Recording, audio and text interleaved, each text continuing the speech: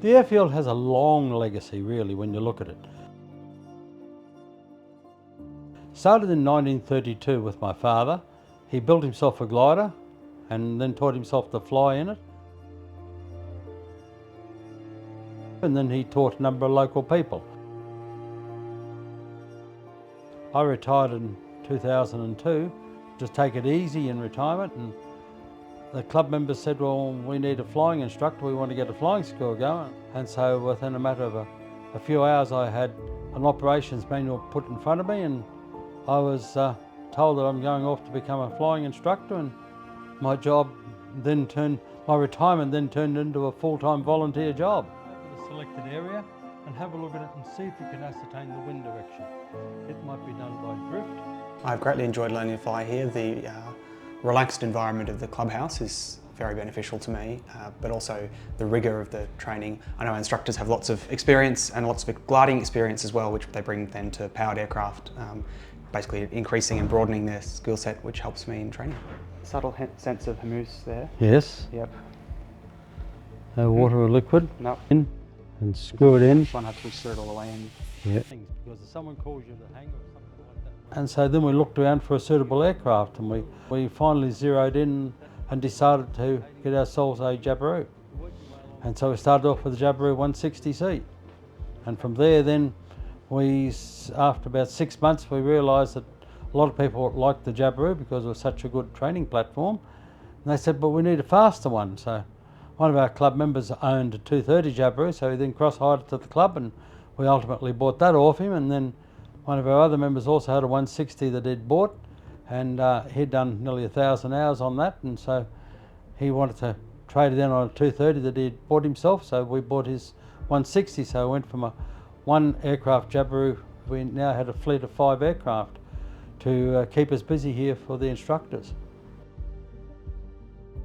We're operating our aircraft off a grass airfield, do very little operations off a tarred surface, a bitumen surface. Half the times it's rougher than a rough gravel road. The airframe is robust. It takes those shocks and knocks and balances that we apply it to, and the heavy landings that some students give it. But the airframe is still there, still robust, still strong. We've done 7,500 hours in Jabirus here. We're not having them falling apart like I've seen so many other aircraft. Then we looked at ease of parts, where to get support and help and assistance and guidance when we had various mechanical issues and problems. We took all of these things into account until finally we come up with the Jabiru is the only one that basically fills most of our demands that we wanted. Airspeed's alive.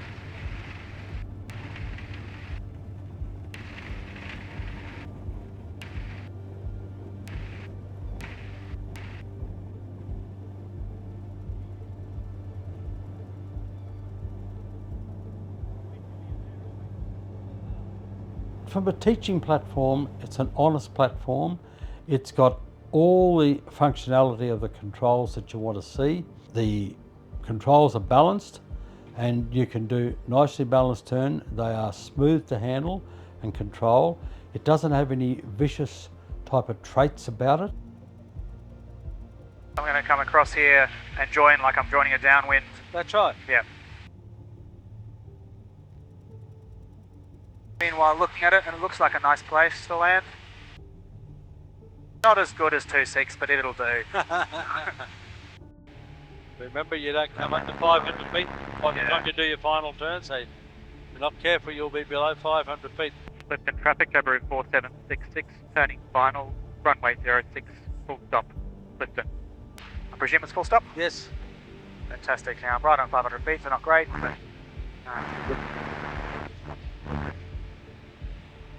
Hi. You're in the thermal area here, so Yeah. watch that speed, so you got your speed a bit high there. Yep. Now with the thermals like that, we're in lift areas, now it's going to fall out on you Yep. probably. And watching for that. No, you don't probably need to just see how you go from here. Yep. Checking your windsock, Yep. watching that speed, you're a little slow, see? Yep. Don't you flare. Hold it up. Oh, too much, too much. Just wait for it to settle out. Back in the stick, back in the stick, back in the stick. Wait for it to settle.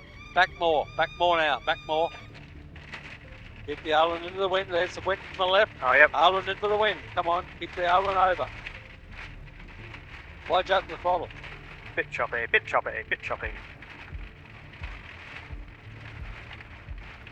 See, we noticed we got drifted there sideways at the Yeah, last. yeah. That was the thermal going through. Okay, yeah. And picked us up and started to drift us there, and you didn't recognise it on the windsock quick enough. Yeah.